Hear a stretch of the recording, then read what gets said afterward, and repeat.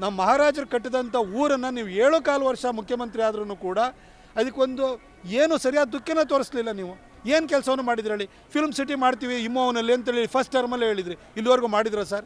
ಇಲ್ಲೊಂದು tourism circuit ಮಾಡ್ತೀವಿ ಅಂತೇಳಿ ಹೇಳಿದ್ರಿ, ಮಾಡಿದ್ರ ಸರ್? ಇವತ್ತು ಮಂಡ್ಯ ಇರ್ಬೋದು, ಮೈಸೂರು ಇರ್ಬೋದು, ಚಾಮರಾಜನಗರ ಇರ್ಬೋದು, ಕೊಡಗು ಇರ್ಬೋದು, ಹಾಸನ ಇರ್ಬೋದು, ಈ ಹಳೆ ಮೈಸೂರು ಭಾಗದ ಈ ಟಿಪಿಕಲ್ ಹಳೆ ಮೈಸೂರು ಭಾಗ ಅಂತೇನಿದೆಯಲ್ಲ, ಇಲ್ಲಿ ನಿಮ್ಮ ಕೊಡುಗೆ ಏನಿದೆ ಸರ್ ಹೇಳಿ ಸರ್? ಏನೇನೂ ಇಲ್ಲ ನಿಮ್ಮದು ಕೊಡುಗೆ. ಮತ್ತು ಏನು ಅಂತ ನೀವು ಸಾಧನಾ ಸಮಾವೇಶ ಮಾಡ್ತೀರಿ?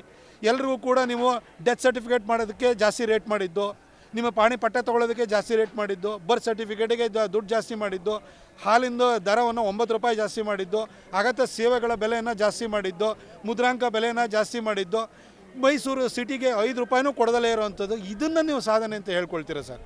ಸರ್, ಇಲ್ಲಿರುವಂಥ ಒಂದು ಕೆಲಸ, ಇವತ್ತು ಚಾಮುಂಡಿ ಬೆಟ್ಟದ ಅಭಿವೃದ್ಧಿಯಿಂದ ಹಿಡಿದು ಬೆಂಗಳೂರು ಮೈಸೂರು ಹೈವೇ ಇರ್ಬೋದು, ರಿಂಗ್ ರೋಡ್ ಇರ್ಬೋದು, software technology park of India ಇರ್ಬೋದು, ರೈಲ್ವೆ ಡಿಪಾರ್ಟ್ಮೆಂಟಲ್ಲಿ ಆಗಿರುವಂಥ ಬೆಳವಣಿಗೆ ಇರ್ಬೋದು, ಮೈಸೂರು ಜಿಲ್ಲೆಯ 11 ವಿಧಾನಸಭಾ ಕ್ಷೇತ್ರಗಳಿಗೂ ಅಮೃತ್ ಮತ್ತು ಜಲ್ ಜೀವನ್ ಮಿಷನಲ್ಲಿ ಸಾವಿರಾರು ಕೋಟಿ ರೂಪಾಯಿ ದುಡ್ಡನ್ನು ಕೊಟ್ಟು ಇವತ್ತು ಕುಡಿಯೋ ನೀರನ್ನು ಕೊಡ್ತಾ ಇರೋದು ಎಲ್ಲದೂ ಕೂಡ ಮೋದಿಯವರು ಕೊಡ್ತಾ ಇದ್ದಾರೆ.